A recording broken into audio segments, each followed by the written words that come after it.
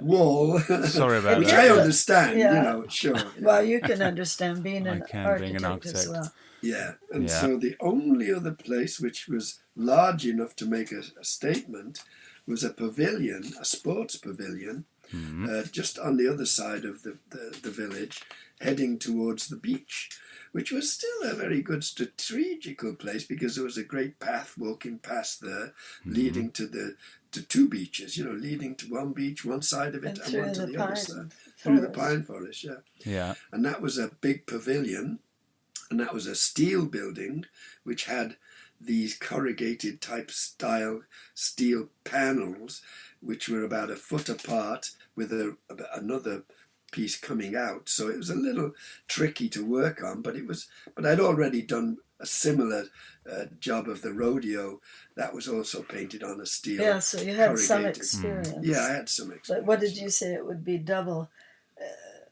time? Not double the time, but a little more complicated just to work it. The design, because you look at an angle and you see the angle, you see the distorted surface. You know what I mean? Yeah. But when you look straight on would look great. But every time you looked at an angle, you'd see this slight distortion of the figures. That's why I decided to do a more cubistic style. Yeah. Yeah, gotcha. Realism wouldn't have worked on that wall. Even though with the rodeo you had to do, it was quite difficult. I had to work that in, even though it was sort of realistic, but still.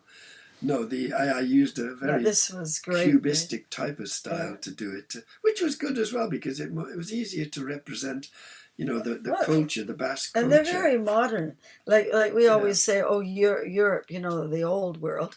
But actually, they're further ahead. I always remember, even their big signs and how they, have a construction going on, and they've always, like Barcelona, they have these mammoth ads, but they look so great, and you don't see all the mess behind.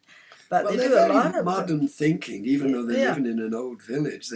Their minds are not old at all. They have some great ideas, So this was.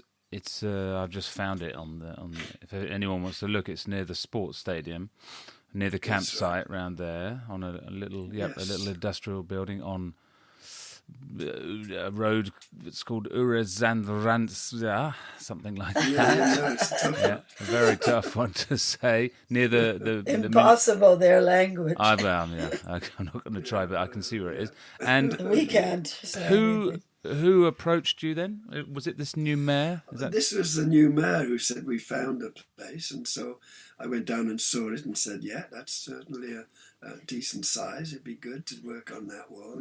And always the different political parties are always behind all this. So, and they know our cousins, and then they'll say, hey, I think you better go and meet so-and-so from, it's very political, the Basque Country. Yeah, of course. So I think it was, can't remember all the names. The names are all so difficult. Yeah. You can't remember any surnames except our own. But basically it was to represent the Basque Country, the mural, with some local colour into it as well, Okay. And because I used the lighthouse, I put the lighthouse in, I put characters, old aldeanos, which are the old people, their faces. The berets on the men, and the headscarf type of thing for the woman, and then children, some faces of the young down low down. When it's cubistic, you have to sort of imagine as well what it could be. And the lighthouse, which lighthouse is quite by the way, the lighthouse. Yeah, that's a lot of history. We used to walk to the lighthouse because it's on the other side of the mountain. A lot of people walk and that is quite a place, because if you go down from the lighthouse about 50, 60 feet, they've got massive big turrets with guns. Yeah. Which is what they used to fight during the war, during the Second World War. Oh, yeah. They had this was a gun turret, and it was there in case Franco ever decided to invade the Basque Country. They were going to wait for him there and have his planes blown up as they flew over. Excellent. Where's the lighthouse? But he made a deal with Franco, right? The lighthouse is right above the beach. No, it's not above. No? It's over the mount, over the top of the hill from the beach. So you got to the right of the beach, you go up a path about a mile over the other side, and that's where the Faro de lighthouse Gorliz. is. Faro de That's right. Gorliz. And then you've got That's a bunker. right. Yeah. Oh, yes. And There's they've nice still guns, got the turrets. And that's a wonderful view, of course. And I bet, yeah. And that's looking right out over the Bay of Biscay. Yeah. How long did it take you? A couple of weeks, is that right? 2 weeks, 14 days, I think. 14 days. All went as planned. Usual paint everything went method. great, Yeah. Got a couple of interviews with the TV and the radio. I was going to say. I do have that live on one of the sites, and I've got to move it. Tala will move it to the Gertrude Art Chronicles as well. Yes, and especially we will move it to Wall 90. On Wall 90, you've got, in the articles section, you've got this a little bit of coverage of all the articles of the event, with plenty of photos of you and little pictures and details of how it went down. Yeah, it was good. It was good, And at the same time, I was having an art exhibition in the town. Yeah. At the same time. We're free nights. So that helped promote the show, and we had lots of visitors from other towns came to see it. Paul, which is sort of, I don't know, I always find it unusual. It's pretty, quite a workout on a mural, and yet he always remains the same, as if he's just been at his studio painting. So we have a show and we go out. The shows are always usually 7 to 9? Or sometimes till 10. Yeah. And then they don't have their drink till 10 o'clock anyways, where you go and, and they don't eat till maybe 12, especially during the festivals. Fiestas. They never eat till late. Yeah. And the reason for that how that works out. Well, then they carry on till about 3 in the morning. So I mean, we had lunch every day, like only an hour, right? Yeah. But that's 1 to 3, right? So then they don't eat again. They'll have tapas, but during the fiestas they won't eat again till about 11:30. But what that does, like over the years, I think, wow, it's so late. But it does help you out with the fiesta to last till maybe 4 in the morning, especially if you're drinking or if whatever. you don't have a siesta, you're going to be knackered. Well, I guess you had a siesta from. I think a little siesta would help. I don't know, 6 to 7. When during the mural. No, we never did have siesta. We never did have siesta. Yeah. My cousins did and everybody, but we weren't used to having it. We weren't used to that. Afternoon, You got rid of that. It just depends and about. And the reason, mind you, is, can you imagine back in the old days, they used to be called chiringuitos, all the people who are chiquiteros, where they go around to every bar having a glass of wine in each bar in the town. Right. So if you've got 10 bars, you have to have 10 little drinks. And so I used to go around with that, and when you've done all that and then had your meal, you feel like going to bed for a sleep. Imagine. Yeah, 10. They're very tiny drinks, but still. Now it's not so much the men doing that. The women won't allow the men to go on their own anymore. So. It's a whole different world. And plus, it's not as cheap as it used to be. No. Although it's still very, very reasonable compared to Canada. My God, a glass of wine in the Basque Country is still only about $1.50. But not for the normal wine glass. Oh, it's even cheaper. No, the big wine glass. Oh, the big ones where you get the... just like other when you get the... parts of the world. What's it called? The Rioja. Big glass of Rioja. If you get the Rioja, they'll charge you €2 a glass. Outrageous. But that's still nothing, about is it? It's cheap, but very good wine as well. It's very good wine. But I liked it with just the little shorts. Because the big one now, a lot of them complain about because that. the little ones are just a couple of sips and it's gone. And then you go to the next place. And then you go to the next bar. But they're so cheap. It was so cheap for a little one. It's like much less than $1 even, Yeah. This is but the custom of visiting each bar, which helps each bar out. Supporting I like local it. bars. I like it. Everybody likes it. And that's why the short works. The longer one, you have to hang longer you'd be a group of place. 6 guys, and everybody drinks the same. No one changes their drinks. Yeah. And you go in, and as you go in, the guy just puts 6 glasses on the table, tips the bottle upside down and just runs across. Yeah.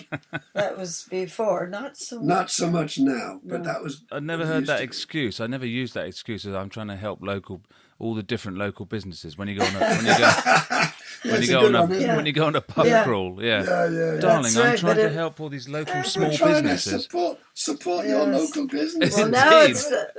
I think in England back in the old days, it used to be to do that because there'd be a pub on every corner. Yeah, I think so, yeah. I can remember. Yeah, it's important. You were able to remember, but just when I was about 16, Very kind of you. 16, when you weren't even on planet Earth then. No, that's right. We used to go to pub crawling in Liverpool. And we'd go literally every drink in a different bar all night long. And it's not because you got thrown out. No. Yeah, exactly. In England, maybe. And they got to know you. You know, know you. And it's fun, isn't it? Yeah. It's good fun to move on, Yeah. No, but now, well, probably in the last 30 years, I guess, you have... the women work, so you have everybody out. There is never... and they want to drink different drinks. They want a Bacardi and Coke, or they want something else. So now the barman's job is not quite as simple as just tipping the bottle that was up a long time and rubbing it along the glasses. Sure, they'd have this is years back, of course, the ladies were cooking all the wonderful meals. The tapas in the bar. If you want to go to see tapas, San Sebastian is the world's best place for tapas. I think you've been there now.